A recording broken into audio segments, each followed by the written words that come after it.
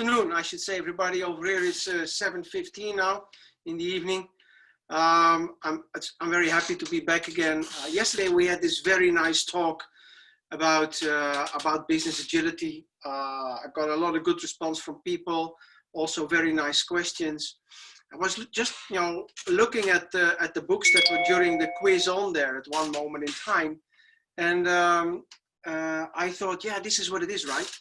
We have so many books that talk about what to do if you want to be agile, but there are not so many really, helpful things that will help you to get from where you are today, to that very agile organization. And yesterday we talked about business agility, and we said, okay, business agility, first of all, it's corporate capability, right? Business agility means you do it all together.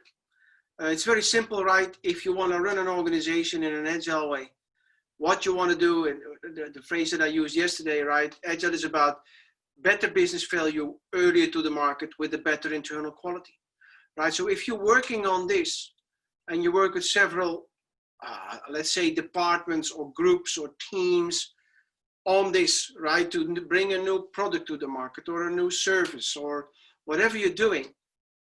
And one of those teams or departments is slow, it means as a company, you're slow, right? And even if you look at, today where we are in 2020, being all working from home instead of having a nice conference in a big conference room where we can face-to-face meet and chat, we know something is really going on, and we know something is really different than what happened this year, like technology did before. What happened, it was that many business models have been disrupted, and as an organization you have to be agile to get there. So today I want to talk with you about okay, how do you do an approach to transformation? What is very helpful? What I want to share with you is that in 1994 I started working in this new way we call agile today. The way I worked then was not like I work today if I run any kind of delivery or development. But it was the first steps, right? And I remember in 1997, late 1997, I got to a company, a governmental organization, semi-governmental organization in the Netherlands, struggling with projects, like so many organizations, struggling every single project, delivering the wrong stuff and too late. And once it was there, it was full of bugs. And bugs in terms of like so many things still to fix it, putting it in operations anyway. Then I started working with teams doing this. And I remember in this one organization, I came in and the first 3 projects in a row, very happy client, getting really what they needed, on time, in budget. So you think after, in the same organization, doing 3 of those ways of projects in this, with a success, you think, okay, now the organization gets it. And now this is the moment where they make their switch and there they go, and they're going to do this. All those projects from now on, they're going to do like this. And the answer from the CIO at the time said to me, so the IT manager, he said to me, no, we're not going to work like you because it's so complicated. And I thought, what the fuck? There's nothing complicated in this. All I do is bring people together, have them at the table, talk. We have very, very efficient ways of working and capturing information and prototyping and small feedback loops. There is absolutely nothing complicated about it. So what's going on here? And it took me a while to understand what's really going on. And I thought later on, okay, I should have seen this, but maybe right. I was 23 years younger than I am today. So maybe that makes a difference. I don't know. But I found out what was the complicated thing. And this is why I call it the complexity and the simplicity of agile. Agile work itself. I'm not talking technology, but the agile mindset work is very simple. It's about having the right people, the right time, talking the right way about the right thing. That's it. Having people at the table, the right ones. Yesterday we talked about stakeholders, having them together to avoid delay. Remember, avoiding delay. Okay, that's these ones. But if you want to work like this, and this is what I realized only later on, because for me, this is the only natural way to work. Because for me, this is the only way, to make sense. If I'm walking down the forest and there is a bear coming to me, I don't fill in a form with a request for change because the bear is on my path and I need to change my path and I need to ask someone for permission because I know I need to get on the other side of the forest. And I know because I studied the map, I know I've done this many walks before, I know what to do. So why do I have to ask for permission? Right, so if you want to go into agile transformations, you have a lot of things beneath agile working that need to change. I want to give you some examples. Empowerment and decision-making processes. Now, if you have truly agile working, the business owner will talk about value. You know, I want to have 10% efficiency improvement. I want to have 5% more market share. I want to save 12 million euros every year. Those kind of things, that's on the plate. That's the client wish. And the people in the team, business, development, and other stakeholders, they know, because they are in that process every single day, they know how to save the 12 million. They know, how to get a 10% efficiency improvement. Bosses, managers don't talk about this. The way we arrange the way of work is that you're in a team, you identify you need something else, and you have to ask someone for permission who has no fucking clue what we talk about, right? And it causes delay. And then you get the wrong answer. Or you get the answer that you like, but it's not what you need, right? So empowerment, decision-making has to change. This is very delicate because it will change people's job profiles. It will change your job profile. It will change managers' job profiles. And people don't like change at all. Managers don't like to change their status and their position. So the real pain is not in doing this, but the real pain is if you're in an organization where they are used to have this old school way of working, to change it and to facilitate, that decision-making, self-organizing, remember, in the team. Job profiles. And not only the job profile from the siloed, I'm a tester, I'm an analyst, I'm a developer, I'm becoming a T-shaped, I can do everything. And if someone, or at least a lot of things, and if someone on the team has a problem and I finish my task from the plan board this morning, I can pair up with this person and help him or her to finish the job because I am multidisciplined. I am a developer by nature, but I can write test scripts, I can run tests, I can do analysis, I can write user stories as well. If someone gets stuck, I can help. And when I get stuck, they can help me. So job profiles and career paths change. I'll just give you a couple of examples. The whole bureaucracy about, you remember I made a drawing yesterday about the waterfall, where you have all the document streams. You have people in the organization that are responsible for the document streams. You don't need them anymore. So what you do if you go into an agile transformation, you change the way people perceive reality. And that's a big thing. It's like, you go into an organization, and if you're 25 or you just finished university, hopefully you're not contaminated because people told you and you've been working process for 20 years in the old school way, right? Maybe you have an open mind. Not everybody of 25 I can tell you, because at universities you meet a whole lot of bullshit, right? About how you run projects and deliveries.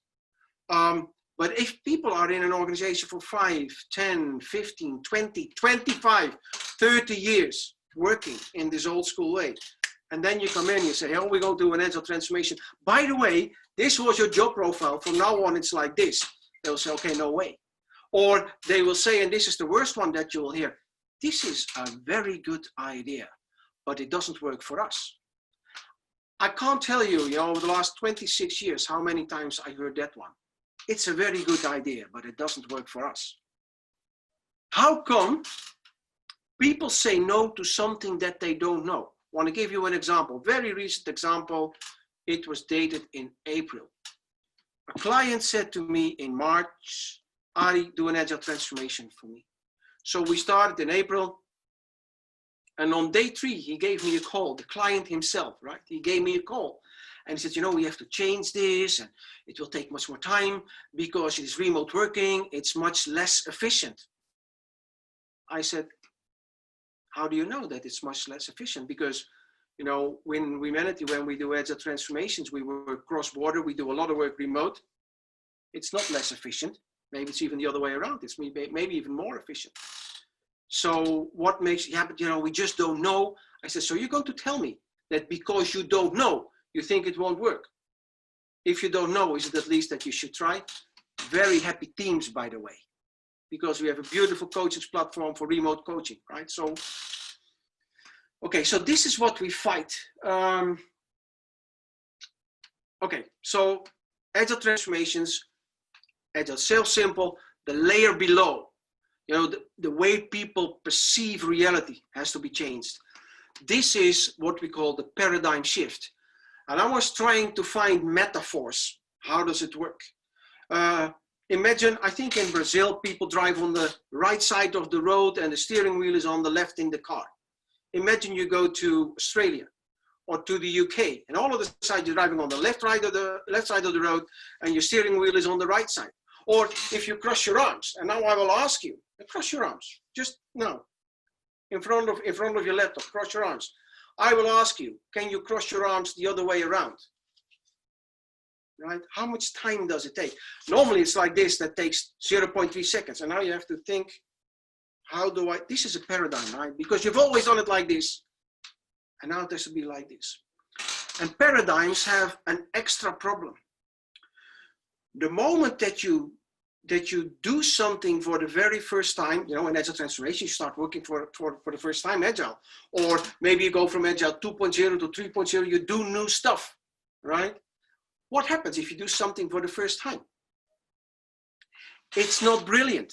Most likely you fail. But we are raised in a way that if something goes wrong, you did it wrong. So what you did was wrong. And what do people do is they grab for the solution in their brain, and in their brain, there are only solutions from the past. And this is why, you know, when you bring agile change and you leave as a coach within 6 months or maybe even faster, people are back to where they were before because they bump into a problem and they implement an old solution, a traditional waterfall solution. Those paradigms, the perception of how reality is, they define your reflexes under stress. So what you need to understand that it takes time. Let me give you I love metaphors. Let's say that you guys have been playing football, right? And we know football, green field, white lines, 2 goals, white ball, right? We play football. Now I come in and I say to you, okay, guys, today is Wednesday, and tomorrow when you get into the office, we are going to play hockey. And you think, I've seen that before. Green field, white lines, 2 goals, and a white ball. And what management teams often do in you know, going to work agile, they send someone to a training of 2 days and then say, okay, now we can work agile. Let's say that you were a good football team, really know how to play football, right? And now we're going to play hockey. What do you think in a week or 2 that you can play really good hockey as a team? No way. Why? First of all, the rules of the game are different. You know, the way reality looks is different. Offside is different. The number of people on a team can be different. The size of the goals is different. The size of the ball is different. There are new rules added. There are old rules deleted. Things are different, right? Second, the dynamics of a team with the new rules are different. You have to relearn how to work as a team. And in this team, we have even different players, right? New players, other stakeholders, right? And then you as an individual, you have to say, okay, I was playing football like this, but now I'm a hockey player. How does it work? Because I'm not too handy with a hockey stick. Another one is not too handy walking on those shoes. Another one doesn't like, you know, running on the artificial grass that hockey uses very often. There's a whole change to happen, right? Now, the good news is, because I sound maybe negative, I'm not, because if you do this for 26 years, you must be an optimist, right? First of all, it's doable. You can do this. I've seen it. I've done it. It's never a debate. And people say, you know, in my business, this is not working. In 1998, I remember being in a business bank in the Netherlands where an external tester said in a big meeting in front of the client even, if you want to work like this in a bank, I wish you good luck because within 3 months you will be bankrupt. I don't know about Brazil, but in Europe where I am, the fintech, we call banks and insurance fintech these days, is leading agile transformations. They are front runners. Why? Because their business models are turned upside down because of technology, you know, the last 25 years. They have to change. So now they're going, right? So it can be done. The second one is, and this is something to make you aware, is it will take time, because those paradigms, you know, the perception of reality, changing that is difficult. I remember that I was in the UK, you know, the United Kingdom is on the other side of the North Sea. So that's, you know, by flight 40 minutes and by a boat a couple of hours. And I take my boat, my car, a couple of hours on the boat, and I'm in the UK. All of a sudden, having my driving wheel on the left side of the car, being used to drive on the right side of the road, I have to drive on the left side of the road. And of course, for UK perceptions, my steering wheel is on the wrong side. And I remember that I was, you know, printing this in my brain the first time I went to the UK. So I got to the first roundabout. And what do you think happened? In the Netherlands, if you go roundabout, you know, you go on the right side, you drive it like this. You go on the right side of the road and you drive it the right way around, counterclockwise. What did I do? I got in with my car to the first roundabout when I left the boat. I started driving on the left side of the road, but I took still the roundabout counterclockwise. And in the UK, they take it clockwise, obviously, right? So there are things that you just don't know until you've been there. And then you get to number 3, and that's what I just wanted to say as well, is those paradigms define your reflexes under stress. If you don't know, you do what you always did. I come back to later in this talk, I come back to the coaches, because coaches can make or break an agile transformation. It's so important to have good coaches, not only people who understand really agnostic agile. Remember yesterday, the umbrella that I've drawn, but also understanding coaching skill, you know, resistance and conflicts and not understanding, confused people, how to work with this, right? So, can be done. Yes, it takes time. And we have to understand that paradigms define reflexes under stress. Yesterday, at the end, someone asked, what's really important in agile transformation? And I said 5 points: leadership, leadership, leadership, leadership, and leadership. And very often what you see is that something goes wrong, instantly managers start pushing in the old traditional way, and they destroy all the transformation work that has been done, right? So we have to understand that agile is simple, but what we have to change for it to really be able to work agile and to get the benefits of working agile as a large group or as a corporate, you know, we have to change a lot. Those changes are not easy. I gave you some examples like empowerment and bureaucracy and job profiles and documentation standards, organizational structures, etc. Right? So going into this, if we take that into consideration, and the fact is that we have to accept that fact is a change of life. Changes are a fact of life. Right? If we take that in, then we know that the agile transformation will take time. It's not easy, and also I cannot pre-describe the exact process of my agile transformation, because, you know, agile transformation is like if you ask me, Arie, can you give me a training and coaching program to become a super sportsman in 12 months, or a sportswoman? Yeah, I can. But first of all, I need to know, how healthy are you at the moment? Are you trained or not? Are you in shape or not? Do you have any injuries at the moment? And also, I want to know, what is it that you want to be? Do you want to run a marathon? Do you want to be I know a guy, he swims outdoor 20 kilometers, you know, in the seas and in the waters, right? That requires 2 total different things. You want to be a bicyclist? You want to be a triathlete? What do you want to do? Because that will define your training and coaching program. Once you have learned how to swim, you can say, oh, you know what? In hindsight, now I want to be a runner as well, because maybe later on I want to be a triathlete, right?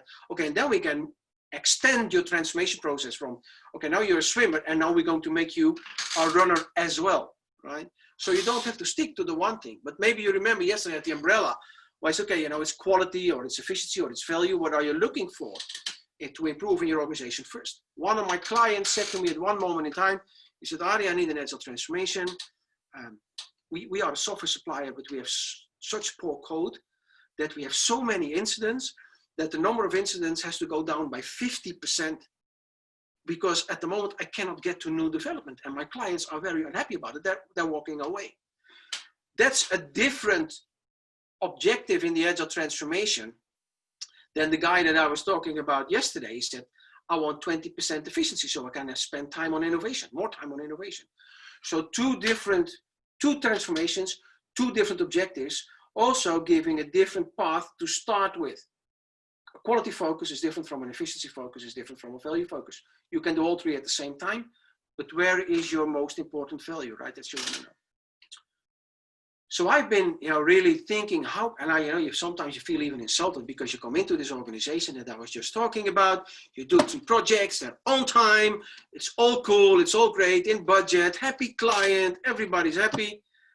And then they still don't want to, keep on working this way and then they have an excuse like, it's too complicated. And it was not, it was simple. What I forgot was, okay, the perception of reality, that the reality they have in how you do work is different from mine. I just didn't see it, being young and, maybe a little bit overactive, I don't know.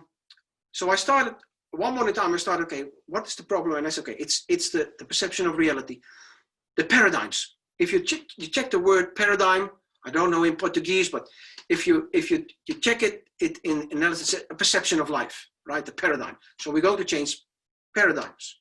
You need to do something. If you take into consideration that I need to know where you are today and where you want to go, because an agile transformation can be from non-agile to the first phase of agile, but can be from the second phase of agile where you already are as a company into phase number 3 or 4 or 5, right? Depends on.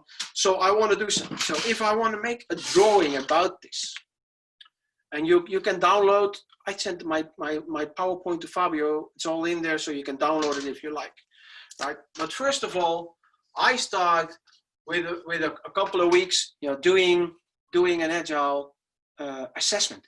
And the assessment is not looking on what do you do in terms of agile, but I look at competences of an organization. What is the management culture and the management style in the organization? How does work flow through the organization? The outcome of the work is really handy. If they do a lot of rework before they go live, how they do knowledge sharing, right? Is it can people get 1 or 2 trainings a year? Is there no knowledge sharing at all? Learning, or maybe there's something else, right? I have those kind of questions. How safe is the organization? How transparent is the management? Those kind of things I look at. I rank them on a scale from 1 to 5, and depending on where the client, now I know where they are, and depending on where the client wants to go in the initial transformation, I define a roadmap. I call that an assessment, right? I call it an assessment, and then I call that foundations. I build the transformation roadmap. This takes me never more than 4 weeks. And in these 4 weeks, I also do other work as well, or with the team that I'm working with. Because one of the things I know, and I talked yesterday about, I already mentioned it today again, leadership. Leadership has to facilitate the change, breaking silos, breaking bureaucracy. They have to facilitate the change. They have to lead the change, and they have to role model agile behavior.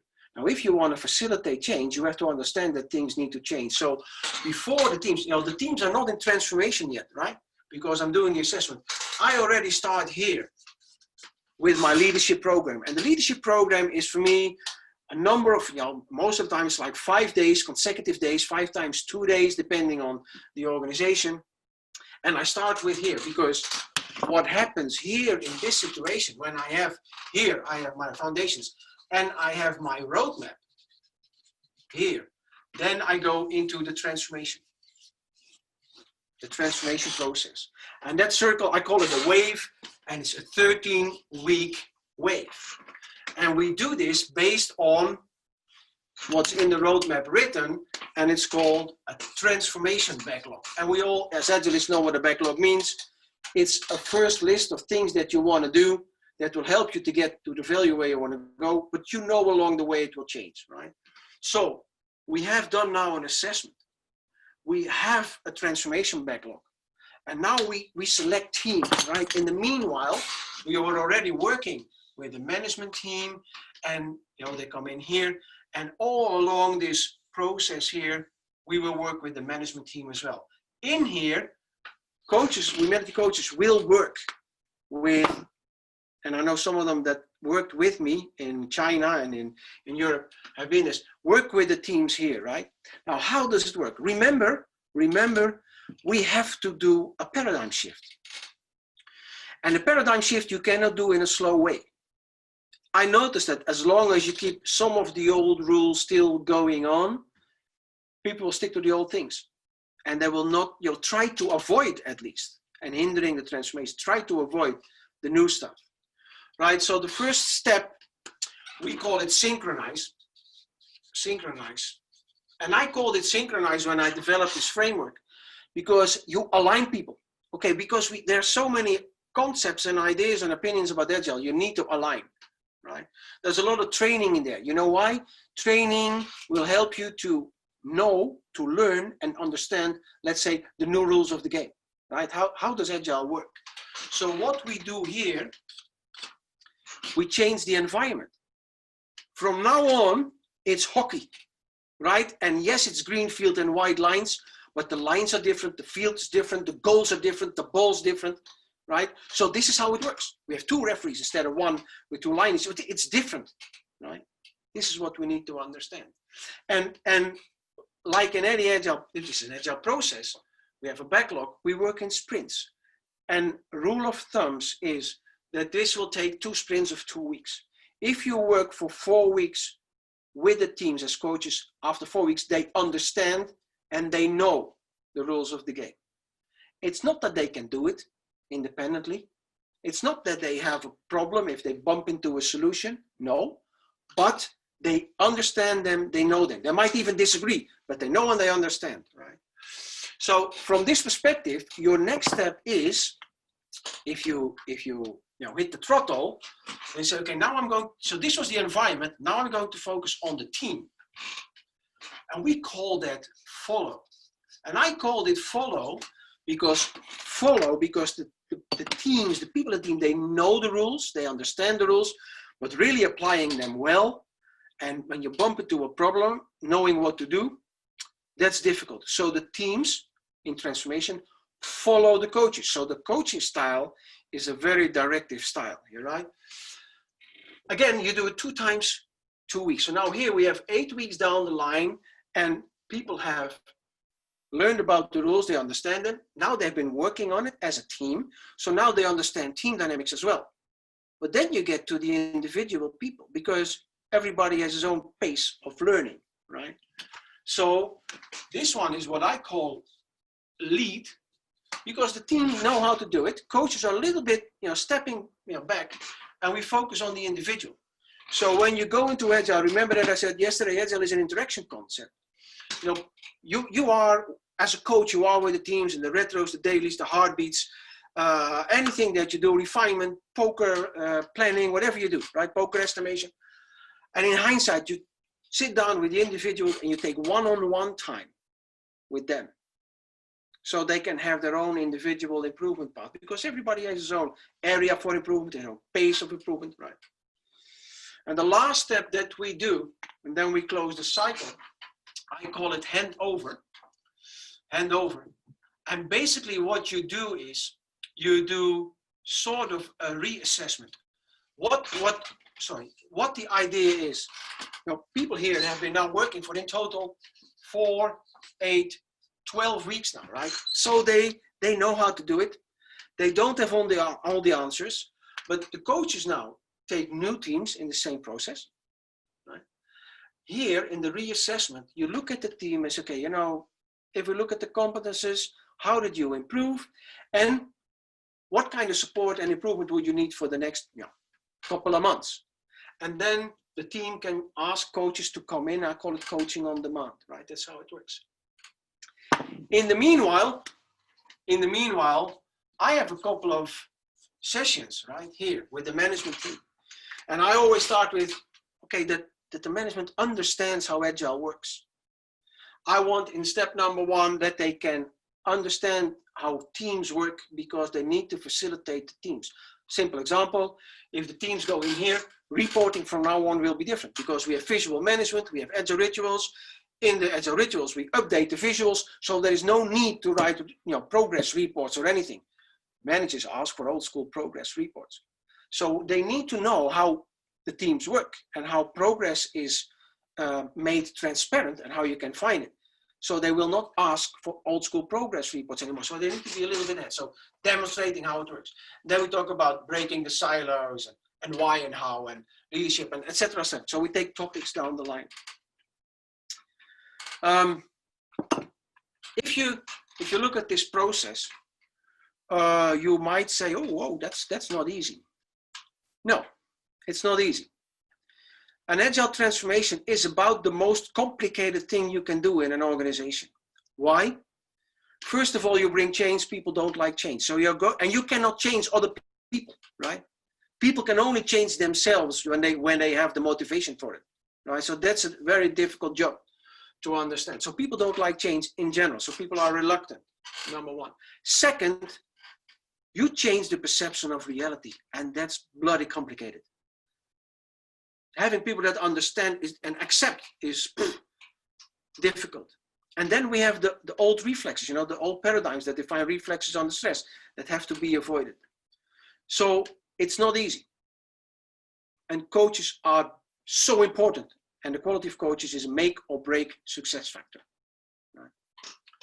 So how do you blend in coaching here? In Womenity, we understand 4 types of coaching. We have the team coach, and that's the coach that you maybe know, you know, maybe you are one yourself, that on a daily basis you help 3-4 teams. I think 4 is the max, you know, with 4 dailies a day, and you know, having 30 people running around and having 4 retrospectives and heartbeats and poker planning, whatever you do, right? So team, busy job. When teams are in transformation and the rest of the organization is not, you need to work on the organization, you know, that at least the teams can work in that transformation in an agile way. So you need an organization coach.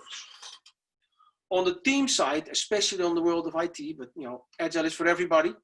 We transform marketing departments, HR departments, or business developers, I don't care, right? But on the tech side, whatever tech it is, we call it a development coach. And in IT, that's a complicated job. I think there are easily like 250 tools that are really good for use in agile environments. And you need your tools, because if you want to do a 2-week delivery to production, remember, if you don't deliver at the end of a sprint to production, you have a sprint fail, right? Don't hand over to testing people, because that's a waterfall. No, at the end, you're ready. Everything is done. You can't do that by hand. So you need your tooling for testing and integration and deployment. And then you have your operational tools as well. And then we have, of course, the management coach. And that's also a different type of coach. And I learned from a marketeer once, she said to me, maybe it's very Dutch, and she said to me, Arie, you have to understand, elephants have sex with elephants, not with mice. So the point is, you know, you need to have people with a specific profile. You know, if you're a developer coach, you need to understand developers. You need to have been a developer. If you are a management coach, you need to speak that language. You need to touch right where it is. You know, people like to see themselves mirrored, and they like the role model. So those are 4 types of coaching, types of coaches, right? And most of our people can do 2 types of coaching. Some 3. I've never met one who can really do 4. For example, myself, I'm not a development coach. I'm not. So coaching is not easy. You need to learn a lot. Remember yesterday, the Agile umbrella, the body of knowledge just on the Agile side. Right? So what we do with our coaches, we have, I like 4, as you can see. We talk about agnostic Agile. This is not alcohol anonymous. This is agnostic Agile. We talk facilitation, because having proper workshops like retrospectives and heartbeats and poker estimation, really run them well, good facilitator workshops, you need facilitation skills. Then we have the coaching skills, and of course you need the transformation skills as well, understanding what we talk about right now. We run this in an academy. Actually, at the moment we are preparing the next academy. It will start on September 3. It will be run completely remote. It's a remote Agile Coach Academy. And every module, we call them modules, will take 2 weeks. You work on it an hour and a half online with the full group every day. And then somewhere else on the day, and you can choose your own time, you have maybe an hour or an hour and a half working on exercises and tasks, etc., you know, to get theory into learning. So this is an academy that we go through. We want people to understand Agile transformation because, as I said in the beginning, a lot of people understand how to work Agile, but they don't understand how to transform from where you are today to this new way of working. And if you want to do an Agile transformation, that's where you need to be, right? That's what needs to become. And this is a transformation framework. It's an Agile framework. We work in an Agile way, but it's a transformation framework. So we can transform you to less and lean Kanban and Scrum. We can transform you to extreme programming and TDD and SAFe and DSDM. I don't care where you want to go. Part of the outcome of the assessment will be what kind of Agile practices and methodologies do you need. We call that the Agile stack, right? And then what I like to do is to work with coaches from the company itself. Actually, I'm working on a proposal at the moment for a client in Belgium. And this is what we want to do. We want to co-create. We want to co-create together with the people from the organization. Because we know at one moment in time, we will leave, we go to another client, to another place. And we need people in that organization to sustain the change. So the internal Agile coach are, next to the leadership, the second thing that you do to make change sustainable, to make a real sustainable change. So very often, here, before going into the wave, preferably, we like to run an academy in company with people who want to be a coach in that company. So, for example, just before the lockdowns and COVID, in January, February, I was running the academy in Thailand, in Bangkok, for a client, large financial organization. And we had 42 people who want to become an Agile coach. And sometimes it's 12, sometimes it's 20. This was 42 people.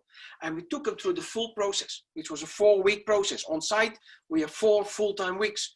When we do it remote, it's part-time 8 weeks, a couple of hours a day. Before going into this wave, you've been there. And then in the first wave, we have the people with us, and I call it shadow coaching. Because coaching is not easy, especially having the answers when something goes wrong and it's not working the way you want it. You don't have all the answers, and people, if you are a coach, they will look at you because you're the one who should know, right? And you need to implement an Agile solution, not a solution from the past. A solution from the past, I call it, when you do an Agile transformation and something goes wrong and you grab a solution from the past, I call it innovating backward, right? And we need to innovate forward within the Agile values and principles.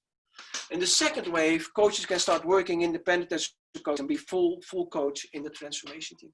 And you can accelerate and catalyze the process of transformation. What I know is that I hope I don't insult anyone.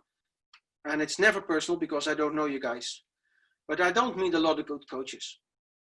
And I'm not so much a fan of accreditation, but at one moment in time, I said, okay, if people want to work with me in Humanity as an Agile coach, I have my criteria, right? For what I think is a good Agile coach. So you have to go through this process. You have to go to the first wave of shadow coaching. So you have to go to the masterclass of Agile transformation. You have to be in the restaurant to be able to not just understand the transformation, but to understand what a coach needs to know. And then you have to practice for a while with an experienced coach. And then I got a contact even with yesterday there was, I thought Susanna from Exin. And Exin asked me, can you develop and think about how to certify people as an Agile coach? And I thought, well, this is interesting because certification, I like certification when it's from an independent certifying body. If I certify you, okay, that's nice, that's great. Then you know that I like what you learned with me. But it's very good if you also have someone else from the outside say, okay, we've seen this. So they have this process and we connected to this certification process.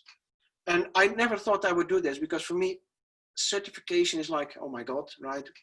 But at the same time, I found out in this very young professional domain where we are in the Agile world, we have to give clients some guidance. We have to give people who want a career path some guidance and a body of knowledge and what to do and how to progress and where can you get.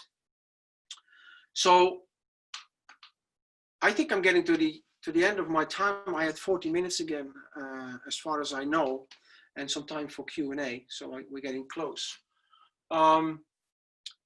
If I give a 1-minute summary, if you want to go with transformation, you need to know where you are, where you want to go. Then you make, based on this, you make a transformation backlog, you bring it in a process of paradigm change. And you need to change paradigms, and you need to be strict. Agile is not doing what you like. Agile is doing what is needed, right? And being self-organizing in it. It means that you have different types of coaching. And also as a coach, you have to have your own body of knowledge, how to do it. And practicing is a lot. I try to help you through this process. Of course, if you want to go know more, you can go to wemanity.com or to my website, arievanbennekum.com. We talk about it more. Integratedagile.com, even if you like, you can find information there as well. There's the PowerPoint that is available. They will send it to you, or you can download it from the website. I don't know exactly. But this is what I wanted to share with you. I would say, if it's okay, let's start questions. Let's do Q&A if you like. So I'm opening the Q&A side, and I see Rodrigo with the first question. Now we're together now, right? We do it again together. Very good. So shall I take the questions, or you want to do the questions? This question you can feel free to read. Okay. Don't worry.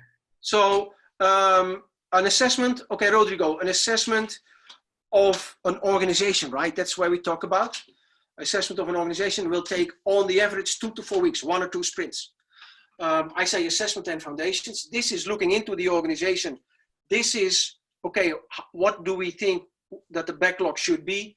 2 weeks, 2 weeks, 1 sprint, 1 sprint, more or less, right? That's how I work. They're integrated, but just to give you an indication. Sometimes it's a little bit shorter. I never do it longer, because at one moment in time, you know how the organization works. If you look at individual people, an assessment takes, it's like you say here, 1 or 2 hours. We plan interviews because if people come into our academy, I need to know where you are, because you want to become a coach. I want to know what kind of coach you want to be. I want to know where you are in your body of knowledge at the moment, right? It takes 1 or 2 hours, maybe even 1 hour, and then we know what we need to know, right? So the difference between this and an Agile Health Radar, I don't know, because I don't know the health radar, but health means, okay, I'm not healthy or I'm healthy. I don't like this kind of focusing. I just want to know where you are. Anywhere you are is good enough. I just need to know where you are, and then I will help you progress, right? And not me, but with my teams. So Rodrigo, I hope to answer the question. Go to the next one from Fausto. Oh, right. I can translate for you, Arie, no problem. How do you see agile transformation in healthy companies? How do I see an agile transformation in a healthy company? Okay, for me, it's like you can be in shape, right? But you can always, be better in shape, do a little bit more. So it depends on where the client wants to go. So from non-agile to agile, you can do a transformation, but you can even go from agile level 4 to agile level 5, whatever level means, right? So that's good. And I think most organizations will start with, okay, teams and agile and delivery, and then they will go up corporate agile and agile HR, and then we get into evaluation and rewarding and etc. So yeah, there's always something to improve, right? Yeah. Fer Lopez is asking, based on your experience, how long could a transformation process be? So the initial process, of course, it depends on the size of the company and how many coaches you bring in. Very logical thing, right? And then is, okay, how many internal coaches can you mobilize? Because I like in the initial transformation process to collaborate with a group of internal coaches and make them one team with one shared responsibility. So the more coaches on the team, the faster you go, right? But I would say if you want to, the initial transformation, okay, I was working on the proposal today, 1,000 people company, and I said, you need us. They don't even know yet because I still have to send it in. I'm working on the proposal, but we were with you for 2 waves full time, 3rd wave most likely part time, And the fourth wave is what I call coaching on demand, because the internal coaches took over, and this company will be done in a year completely. If the leadership takes its role, right? So that will require some extra.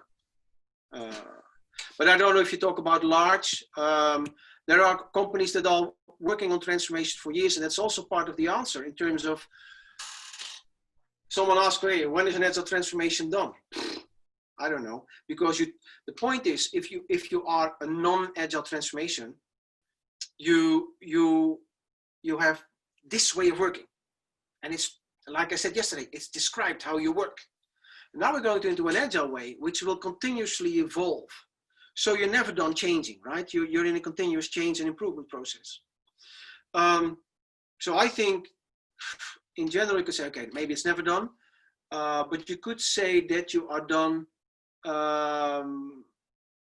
if you brought in the mindset of continuous learning, continuous change. There's a very nice phrase that I saw on the wall of a client of mine. And the client said something like, so on the wall it said something like, perfection is not a state. Perfection is an ambition. To reach perfection, you need to change a lot. So perfect people change a lot. And I think with Agile itself, Agile is not a state. It's not like pre-described, this is how it is. It's not a state, it's an ambition. Always going there, right? So to reach agility, you need to change a lot. So Agile people change a lot. So it's continuously going. So, but initial change, try to get it swift, and based on that changed mindset, keep on evolving and improving, right? That's what you want to do. I saw questions coming in. Mariella asking, what do you think is the best approach into the C-level during an Agile transformation? What I try to explain, Mariella, is before going in transformation, you really are ready to start the transformation of the management team. And I always ask my client, if I talk to someone from a client, is your management involved? I want to see them, I want to talk to them, I want to know where they are, because what management teams do is say, oh yes, we need an Agile transformation. But they think it's only concerning other people, and they can keep on doing as they ever did. And understanding that they need to change, that they need to lead the change, they need to facilitate the change, they need to be there. That's something that you need to do, right? So get in as high as possible on the decision-making level, and people who can break, really the chains in the organization, right? Because the things like breaking silos, you can't do without the top management. That's just one example. And then I see the question from Fernanda: is it important for an Agile coach to have vision and certification as a CSM or a PSPO? Now, for me, the certifications, I'm always, for me, it's like a paradox. Because I talk about certification that we prepare you for the Agile Coach certification. If you come into the Academy of Exin, you get our own certificate that you've been with us, that you've done it. You can use those, for PMI certifications and that kind of thing. So on one hand, I do, the other one, So I would like to say, the body of knowledge as a CSM and a PSP, you need to know, of course you need to know this. But it's much because I want you to know what it means to be pairing, because pairing is essential, refactoring is essential, test-driven development is essential. You need to understand this as well. So it's not just those certifications, but it's getting the body of knowledge, right? And for me, that's really really an important one. Arie, yeah. Arie, excuse me. Let me take this question for Fernanda. I guess opportunity to clarify what is agnostic agile, what are the dogmas. We spoke briefly about dogmas in agility. Could you give us your point of view, what these dogmas are, and how can they hinder agility for people and companies? In fact, I think the biggest dogma is that people think if they have one certificate, they know everything and they can stop learning. And people will reject other people's learning. That's the biggest dogma, I think. This is very often why you go into Agile transformation. People who think they're already Agile are the most difficult ones in the transformation itself. On the other hand, there's one dogma I like: the learning never stops. whatever you say, man, the learning. I'm living on a typical Dutch dike along a river. My grandfather, he died a couple of years ago. He died at the age of 96. And he lived in this house, and I lived, let's say side by side for 15 years, right? And in the evening, like 8 or 9, when I came home, I sometimes could peek into his house and I could see him beside his computer. This is a 92, 93-year-old man sitting behind his computer. And sometimes he got lost because he was talking Esperanto to people on the other side of the globe and that kind of thing. But instead of giving up, he would give me a call and said, can you come? Because I don't know how this works. I need to know. And I think this is what it is, right? And when I talk about agnostic agilism, we have the concept, we have the methodologies and the practices. This is what we do. This is what makes us agile. Not a book about the methodology, but the practices that you apply. And I would like to challenge every single one of the 174 people in this room where we are today. Because if you find out a new practice that will help us in agile working, I challenge you, write about it, go on stage, share it. Because this is how we started the manifesto, by sharing information, right? We got there by learning. And if I didn't know, someone else would tell me. And if I knew that someone else didn't know, I would share that. This is where you want to go. There is no dogma. As long as you stay within the values and the principles and, understanding that it is about better business value, earlier to the market with a better return on quality, go for it, right? Brilliant, Arie, brilliant. Thank you so much. Arie, we have a lot of questions in chat and QA. Yesterday, you share your email. Do you share today again? Yeah, I will, hold on. I will type in now. How do I do this?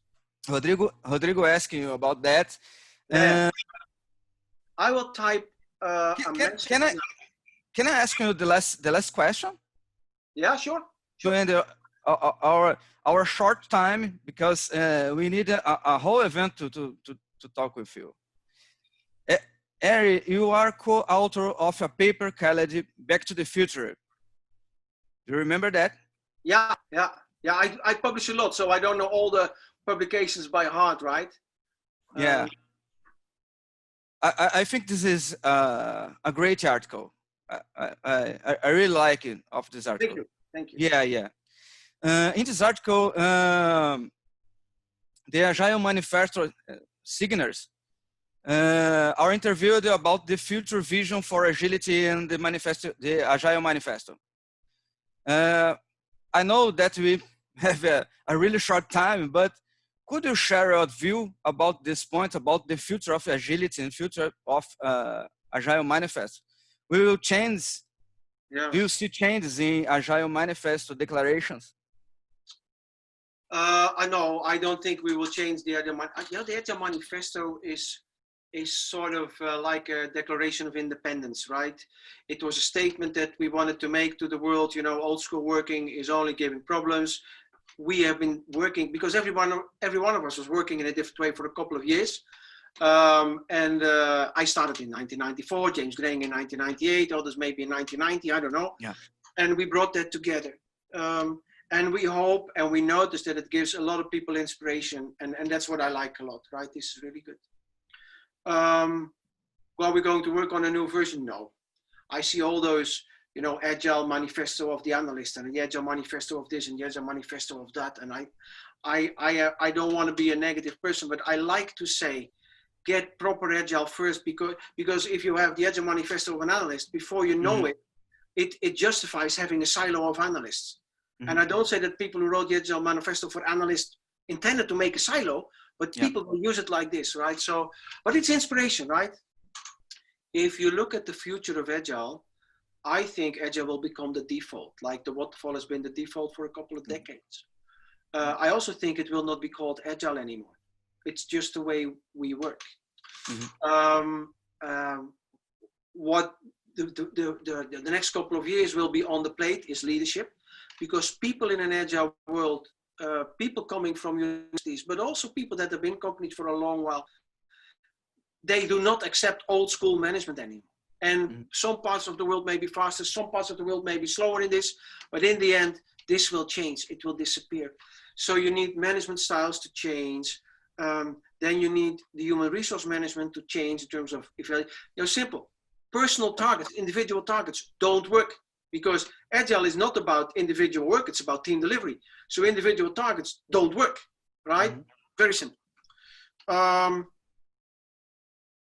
Agile HR will be for a while going on, and the technology will be an ever ongoing process. Yeah. But I think in the nearby future, corporate Agile leadership and Agile HR are on the plate, in my opinion. And Agile will be the default. In the meanwhile, I have to admit, I was trying to find, here I am, all panelists and attendees. I will type here, again, my name. So my proper name, so you can find me on LinkedIn. And I said yesterday, and I'll today, if you send me a message and we are connected in the chat box on LinkedIn, if you ask me a question, I will give you an answer most of the time within a couple of hours. If it's too much typing, I hate typing, then it will just make a quick video chat, right? And for the video chat or anything else, and already today people were connecting to me, you can send me an email. Here I am. I give you just to be sure, because I don't know which side of the world you are, and sometimes Google doesn't work. But then you have my email address and my full name, so people can find me. Arie, thank you so much. Thank you so much. It's a brilliant lecture. I will share with the participants your PPT. Yeah. And thank you so much. I wanna, because I've never been to Brazil. I've been to South America only once, right? So this was my first being in Brazil. I want to thank you all for being there, because yesterday we had close to 300 people. Today it's close to 200 people. I want to thank everyone for being there. I hope you liked it. If parts are not clear, just ask me and I will answer you. What I talk about is most of the time not what I think. I just shared with you how I work and what we do and how I work with success, and I hope you can get your benefits from it. So thank you again, and I hope you enjoy the rest of the conference.